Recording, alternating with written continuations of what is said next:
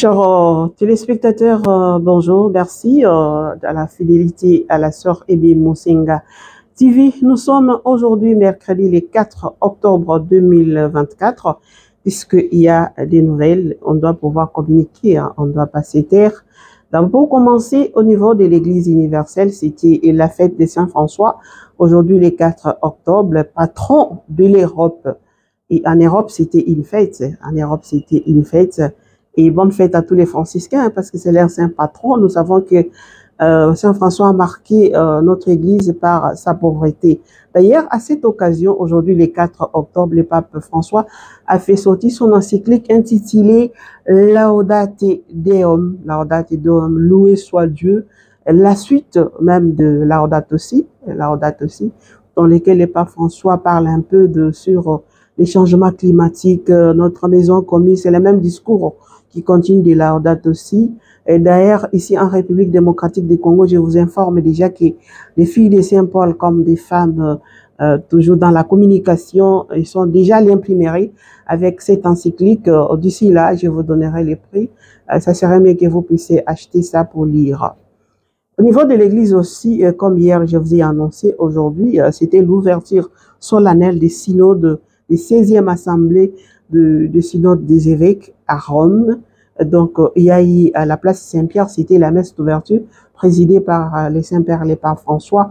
On dit qu'il y a plus ou moins 25 000 participants fidèles qui étaient présents à cette messe, dont parmi donc ces participants-là, on note, donc c'est 464 participants au synode.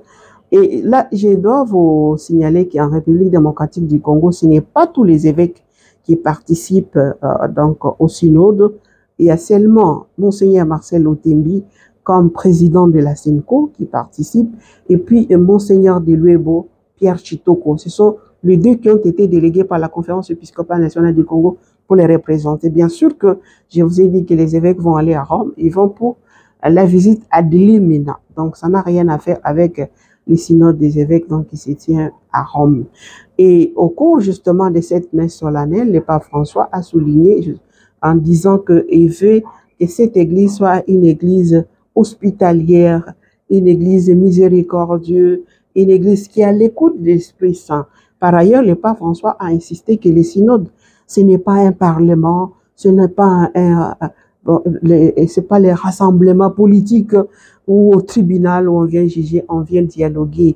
Donc, les pères synodaux seront là à l'écoute de l'Esprit Saint pour voir ce que les seigneurs demandent à l'Église universelle. Et nous aurons, comme je le disais, la suite à la fin des travaux et qui s'est conclue le 29 octobre. Nous aurons l'encyclique post-synodale et je vous en parlerai à long et à large dès que le moment viendra.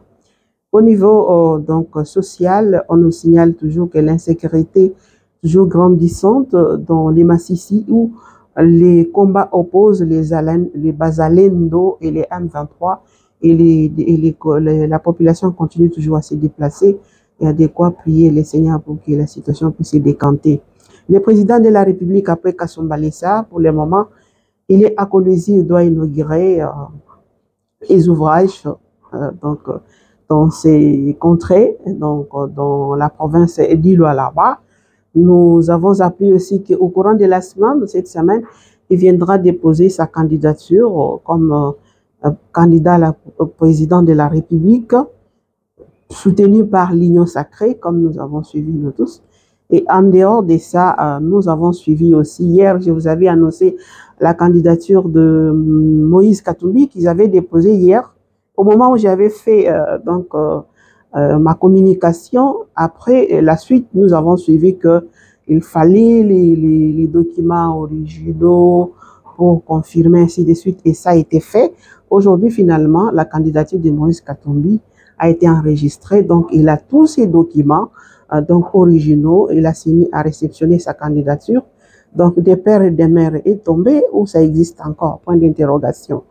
Donc il a ces documents, donc il est congolais. Pour ceux qui avaient commencé à spéculer, s'il n'était pas congolais, la CENI n'allait pas recevoir donc sa candidature. Donc ce mythe-là est tombé en quelque sorte. Nous avons vu aussi aujourd'hui une foule immense qui a accompagné Martin Fayulu pour déposer sa candidature à la CENI. Il a déposé. Donc, désormais, nous avons déjà beaucoup de candidats présidents. Nous avons déjà Matata Ponyo, qui a déjà déposé Mozito, Martin Fayulu, Moïse Katumbi, Franck Diongo. Je viens d'apprendre qu'il y a aussi un pasteur de l'église des louanges, choses comme ça, qui vient aussi de déposer sa candidature. Et puis, nous attendons les autres. Le président de la République, Félix Tshisekedi, va aussi déposer au courant de la semaine. Nous avons entendu, c'est toujours les ondus, que l'ancien président tanzanien séjourne à Lubumbashi, soi-disant qu'il voulait rapprocher donc l'ancien président Joseph Kabila et Tshisekedi. Et nous avons suivi Patrick Mouyaya, ministre de la Communication, démentir cette information. Mais comme on dit, il n'y a pas toujours de fumée sans feu. Il n'y a pas les fumées sans feu.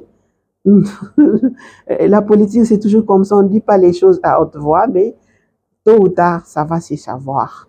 Donc, voilà un peu, d'une façon résumée, quelques nouvelles que je voulais vous donner. Autre chose, nous vous demandons tout simplement d'accompagner nos pères évêques, nos pères synodaux, pour que tout ce qui va se passer là, selon la mouvance de l'Esprit Saint, puisse porter des fruits pour notre Église de la République démocratique du Congo et l'Église catholique en général. Et je souligne ici que l'Église catholique n'a pas un candidat président. Donc l'Église catholique est neutre, ne soutient personne. Chacun va pour soi et l'Église catholique n'a pas un candidat président. Voilà. Merci. Et demain, s'il y a des nouvelles, je ne manquerai pas de venir vous informer.